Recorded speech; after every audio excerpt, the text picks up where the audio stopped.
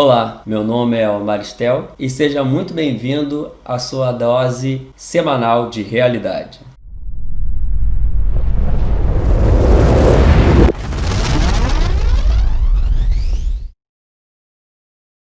Pois bem, eleições americanas, como falamos no último vídeo, são o assunto do momento, é a eleição mais preocupante e é a que tem maior influência geopolítica, econômica no mundo inteiro. Muito mais no mundo livre, no mundo ocidental livre, né? O que podemos dizer sobre as eleições americanas atualmente? Temos muitas teorias, muitas suspeitas fortes, e o Trump valente lutando contra todo um establishment e toda uma grande mídia e um deep state que tenta a todo custo tirá-lo da Casa Branca. Pois bem, é inegável que os últimos 4 anos do governo de Trump, os Estados Unidos experimentou uma onda de maravilhas. Maravilha econômica, o índice de desemprego caiu a índices nunca antes vistos, na base dos 3,5, e isso também fez muita diferença entre, como eu já havia dito no vídeo anterior, entre as minorias, as populações que eram ditas que seriam perseguidas pelo Donald Trump. População latina, negros, mulheres, todo mundo experimentou dessas benesses do capitalismo, de toda a reforma tributária e toda o desenrolar do governo Trump, tirando das costas do indivíduo, das costas do empreendedor, das costas do trabalhador, o peso estatal que vinha nos últimos governos democratas. E até o mais ferrenho democrata estava totalmente incrédulo numa derrota do Trump, né? Agora em 2020, tanto que no início desse ano todo mundo já dava como certa a reeleição do grande laranja. Mas aí, eis que veio a pandemia do coronavírus, e com essa pandemia veio o lockdown. Coisas estranhas aconteceram, informações foram desencontradas, ou mal colocadas, ou intencionalmente equivocadas para levar os governos ao erro, e se instalou um pavor no mundo todo e aconteceu o grande lockdown. Obviamente teve um impacto gigantesco na economia, que era um grande trunfo do Donald Trump, além de causar desgaste no governo, porque isso foi um show, foi um circo para toda a mídia progressista atacar o Trump.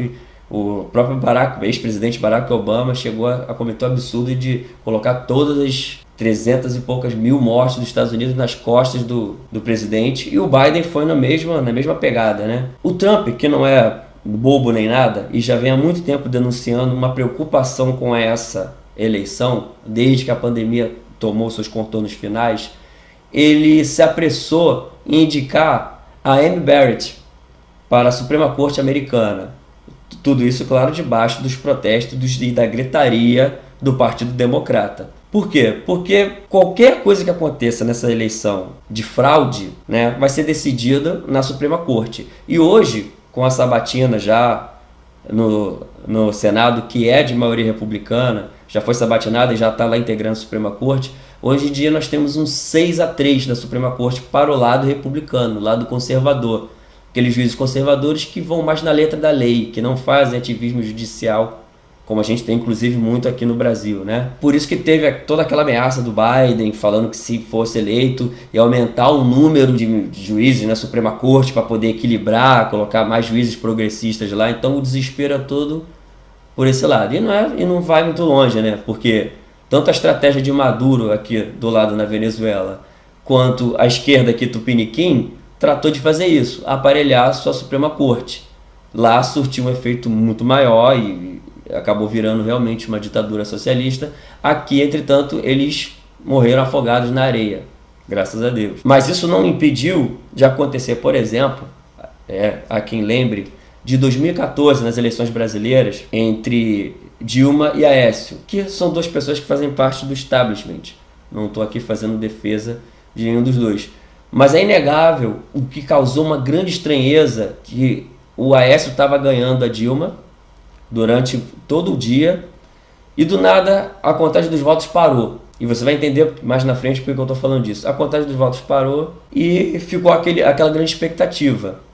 E isso ficou um bom tempo, acho que algumas horas, uma hora e meia, 2 horas, ficou um bom tempo parado E quando a contagem retomou, a Dilma já estava na frente, né? O Aécio, né, o PSDB, junto com o Aécio, eles ameaçaram entrar no TSE para reclamar de fraude, mas como vai recontar? Nossas urnas eletrônicas maravilhosas da Smartmatic não tem como recontar, porque o projeto aprovado, o projeto inclusive de autoria do nosso presidente, aprovado em 2015, obrigando a adoção das impressoras para que você tenha um comprovante, que não fica com você, né? Ele cai numa urna, mas ele fica ali guardadinho para caso haja suspeita de fraude, você possa fazer uma recontagem, né? E até hoje o TSE não implementou, eles dão mil desculpas e, ao que parece, não vai implementar nem tão cedo, né? Então, assim, mesmo com o pedido na época de 2014, não creio que houvesse possibilidade de checagem ou de auditoria ou de recontagem. O nosso sistema não permite isso, o que é um absurdo, claro. Diferente do sistema americano, que ainda usam cédulas, é um sistema diferente, né? Tem os delegados, cada estado tem sua própria forma de contagem, recebimento dos votos. Cada estado tem um número de delegados, então quando você tem mais delegados você ganha, mesmo que você não tenha a maioria de votos absoluto. Então tem essa grande diferença, muita gente não sabe disso, que o sistema de voto americano é diferente, né? O voto presidencial é diferente do brasileiro. Então, mas voltando ao que eu estava falando, o Trump teve, independente do que aconteceu no final, o Trump teve muitos êxitos. Como, por exemplo, ele conseguiu furar o que é chamado de Blue Wall, né? O muro azul, que são aqueles estados ali do cinturão da ferrugem, que são historicamente redutos de democratas, e o Trump conseguiu uma votação expressiva ali. Wisconsin, Michigan, Pensilvânia, ele conseguiu realmente uma coisa maravilhosa.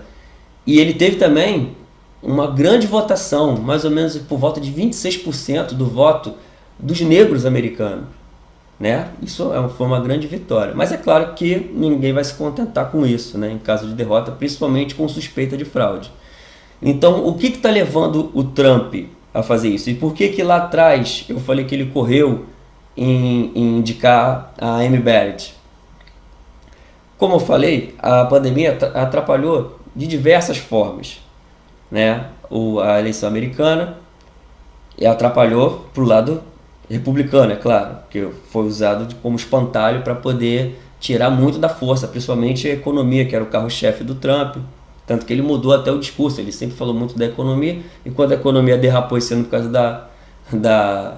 da pandemia, ele passou para um discurso mais de império da lei e ordem, né? Porque junto com a pandemia vieram também aqueles protestos do Black Lives Matter, e antifas e tudo mais. E o americano médio não gosta disso. O americano médio, que normalmente vota no partido republicano, não gosta dessas badernas. Então, por causa da pandemia, houve muita mudança, né? Muita mudança no próprio sistema eleitoral. Como eu falei, é independente em cada estado, mas houve muita mudança. Em Nevada, Pensilvânia, Carolina do Norte. Carolina do Norte, por exemplo, vai aceitar receber cédula até o dia 12. Ou seja, até semana que vem eles vão estar recebendo cédula. É uma coisa bem temerária, né? Aquelas cédulas que vêm pelo correio. A Pensilvânia, por exemplo, já avisou que a contagem vai durar mais 3 dias, além, né, desse dia 3, que foi o dia da eleição presencial, pelo menos. E ainda tem um grande problema das assinaturas das cédulas não baterem com as assinaturas que estão lá no registro. Só que também a Suprema Corte lá da Pensilvânia falou que não importa, vai validar esses votos da mesma forma, mesmo a assinatura não podendo, mas é o único jeito de você provar que aquele voto é um voto válido de um cidadão residente nos Estados Unidos, com a assinatura. Então é muito complicado, além de aparecerem vários problemas que já muito conhecidos nossos aqui do Brasil. Toda eleição a gente tem pessoas filmando na hora de votar, que digita um candidato e aparece outro na urna eletrônica. Lá nos Estados Unidos também não escapa. Tem vídeos aí pipocando na internet de pessoas rasurando a cédula que era do Trump. Então, latas de lixo cheias de cédulas do Trump, que chegou pelo correio e jogaram fora. Enfim, né? Os mais adeptos aí a teorias conspiratórias podem imaginar 1 milhão de coisas. Por enquanto não temos nada de concreto, mas realmente merece pelo menos uma investigação. E é isso que o Trump já apontou, porque na madrugada do dia 3 para o dia 4, o Trump dormiu na liderança, dormiu vencedor, tanto que a imprensa americana, que é majoritariamente democrata, ficou xoxa. Washington ali, em frente à Casa Branca, que estava cheio de gente, esvaziou. Às 11 horas da noite já estava vazio, porque todo mundo estava desanimado. Inclusive até alguns famosos aí, né, na internet postaram já carinha triste, o outro foi curtir, então o pessoal estava bem desanimado. Mas quando chegou uma certa hora da noite do dia 3, não sei se da noite do dia 3 ou na madrugada já, os votos pararam, as contagens pararam, principalmente naqueles estados chave. E ficou muito tempo parado, muitas horas paradas. Enquanto outros estados, onde o Biden tinha uma vantagem, continuaram contando até o ponto do Biden equilibrar a disputa. E quando voltou a contagem desses estados que haviam parados, o Biden já voltou na liderança, de forma muito estranha.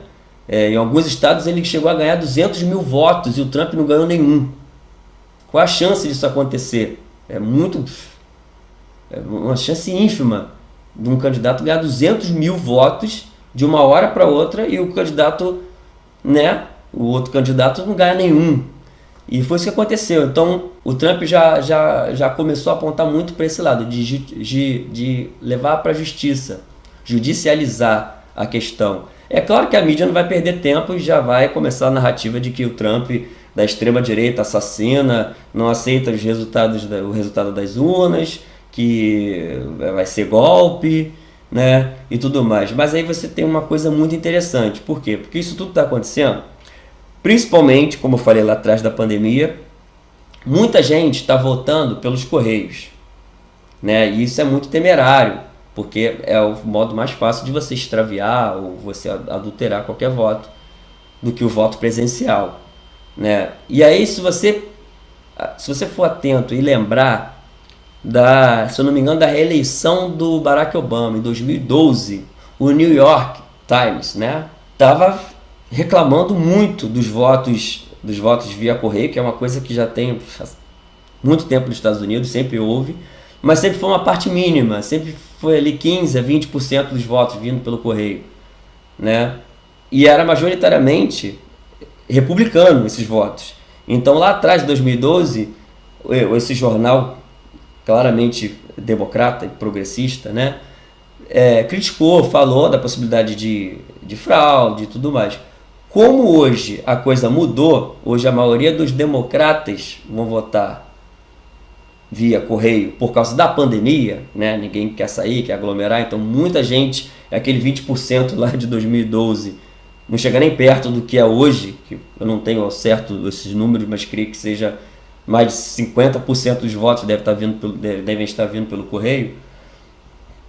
Hoje, a mesma mídia que lá atrás criticou fala que é super seguro, que não há risco de fraude. Ou seja, sempre aquela velha tática, né, da esquerda de não é o que se fala, mas quem fala. Ou não é o que se faz, mas quem faz. A mesma coisa para um lado de lá é ruim e para o lado de cá é ótima. Aquele duplo padrão já velho conhecido de quem acompanha política, geopolítica e tudo mais. Enfim, temos que ficar de olho na Geórgia, né? Eu acho que vai ser um estado aí que vai ser muito importante. Embora a Nevada, que até o momento está com uma leve vitória ali, está com 80% dos votos apurados, está com uma leve vitória do Biden, mas pode ainda haver uma reviravolta do Trump. Então, se confirmar a Geórgia e o Trump levar a Nevada, eu acho que tem uma grande chance dele virar, né? Atualmente, os números atuais, o Trump está aí com 214, mais ou menos, né, dos votos distritais, e o Biden está aí com 264, né, e tem que fazer 270 para levar a eleição. Ou seja, se Dependendo, se o Biden ganhar mais um estado, dependendo do estado que for, ele já vai bater, já vai fechar a eleição, né? Mas, por enquanto, é isso que nós temos, né? A coisa se desenhou dessa forma, tanto que o Trump, como eu falei, indicou a Amy Barrett lá atrás, debaixo de gritos e protestos, porque ele já previa, ele já sentia essa possibilidade de fraude, né, pelos democratas, que não iam nunca querer aceitar ou mais uma vitória do Homem Laranja. Isso já estava claro, né? Até porque ele bateu de frente com muita gente, bateu de frente com a Coreia do Norte, com a China, né? Veio aqui no Brasil, mandou o Mike Pompeo aqui no Brasil para investigar o que está acontecendo na Venezuela, então ele está incomodando muito. E é claro que o sonho da esquerda global é tirar o Trump do poder o mais rápido possível.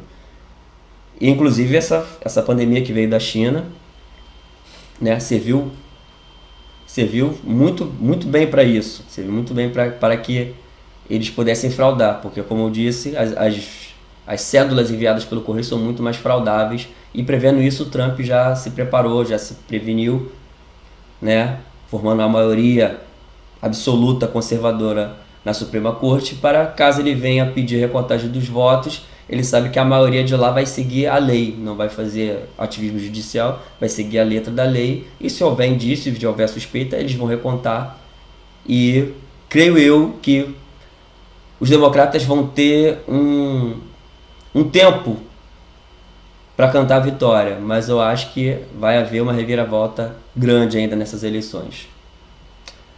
Pois bem, por hoje é só. Tenham uma ótima semana, fiquem com Deus e até a próxima.